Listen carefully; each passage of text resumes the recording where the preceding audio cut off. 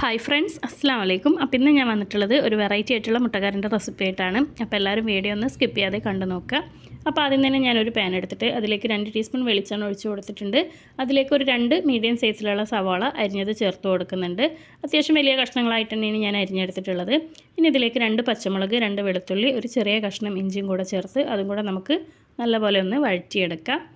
അപ്പോൾ അത് സവാളൊക്കെ ഒന്ന് ഏകദേശം വഴന്നു വന്നിട്ടുണ്ട്. ആ ഒരു സമയത്ത് ഇതിലേക്ക് ഒരു അരമുറി തേങ്ങ ചേർത്ത് കൊടുക്കുന്നുണ്ട്. അതിൻ്റെ കൂടെ തന്നെ കുറച്ച് മല്ലിയിലയും പുതിനയിലയും കൂടെ ചേർത്ത് കൊടുക്കുന്നുണ്ട്. അതും കൂടെ ചേർത്ത് നമുക്ക് നല്ലപോലെ തന്നെ ഒന്ന് മിക്സ് ചെയ്തെടുക്കാം.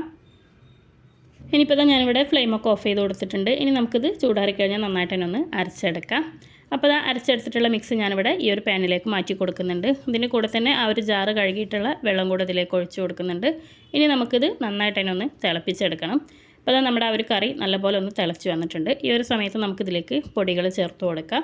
1 ടീസ്പൂൺ മുളക് പൊടി, 1.5 ടീസ്പൂൺ മല്ലിപ്പൊടി, 1/2 ടീസ്പൂൺ മഞ്ഞൾപ്പൊടി, 1/2 ടീസ്പൂൺ ഗരം മസാല, 1/2 ടീസ്പൂൺ ജീരകപ്പൊടി, നമ്മൾ വലിയ ജീരകത്തിൻ്റെ പൊടിയാണ് ഇവിടെ ഇട്ട് കൊടുക്കുന്നത്, 1/4 ടീസ്പൂൺ കുരുമുളക് പൊടി. ഇത്രയും പൊടികളാണ് നമ്മൾ ചേർത്ത് കൊടുക്കുന്നത്. ഇനി നന്നായിട്ട് തന്നെ ഒന്ന് മിക്സ് ചെയ്ത് ആ ഒരു പൊടികളുടെ പച്ചമണം മാറുന്ന വരെ ഒന്ന് ഇളക്കിയെടുക്കാം.